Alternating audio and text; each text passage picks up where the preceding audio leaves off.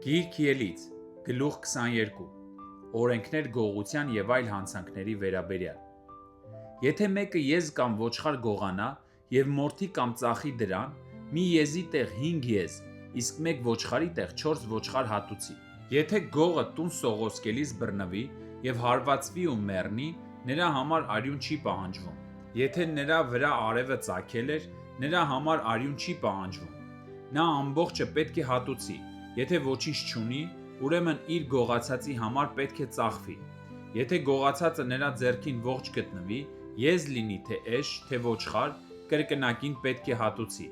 Եթե մեկն արտում կամ այգում թույլ տա իր անասունին արածելու, իր անասունին ուրիշի արտում դնելով, իր արտի ամենալավից ու այգու ամենալավից պետք է հատուցի։ Եթե կրակ դուրս գա ու փշերին կպչի և դիզված խոտը կամ չհնձված ցորենը կամ արդն այրի, կրակ գցողը վառվածի համար պետք է հատուցի։ Եթե մեկն իր դրածուն փող կամ ապրանք պահ տա և այդ մարդու տնից գողացվի, եթե գողը գտնվի, սա կրկնակին պետք է հատուցի։ Եթե գողը չգտնվի, տանտերը պետք է դատավորների մոտ տարվի, թե արդյոք սա իր ձեռքը չի դիպցրել իր դրածու ունեցվածքին։ Ամեն տեսակի անիրավության, թե եզի, թե էշի, թե ոչխարի, թե հանդերձանքի, ամեն մի կորած բանի համար, եթե մեկն ասի, որ իրենն է, երկուսի դատը պետք է տարվի դատավորների առջև։ Եվ դատավորներն ում որ մեղադրեն, նա իր դրածուն կրկնակի պետք է հատուցի։ Եթե մեկն իր դրածուն էշ կամ եզ կամ ոչխար կամ որևէ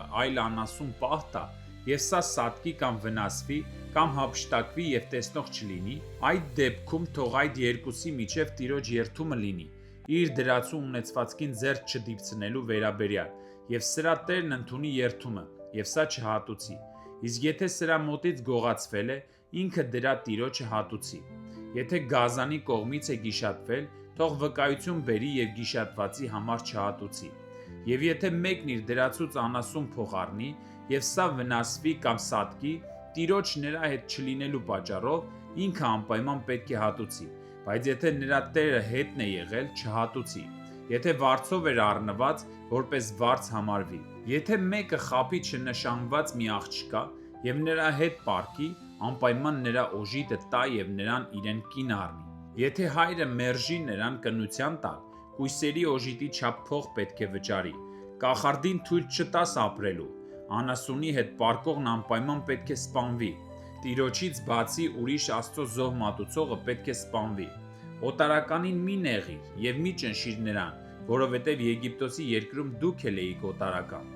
Ոչ մի որբևայրու և որբին մի նեղեք։ Եթե նրան նեղեք, նա ինձ կբողոքի, ես անպատճառ կլսեմ նրա աղաղակը, և իմ զայրույթը կբորբոքվի և ձեզ սրով կսպանեմ, և ձեր կանայք որբևայրի, իսկ ձեր որդիները որբ կդառնան։ Եթե իմ ժողովրդից քեզ մոտ եղող մի աղքատի դրամ փող տաս, վաշխառուի պես մի վարվիր նրա հետ, և նրա վրա վաշխ մի դնի։ Եթե քո դրածու հագուստը որպես գրավ վերցնես, մինչև արևի մայր մտնելն իրեն վերադարձրու, որովհետև դա նրա միակ ծածկույթն է,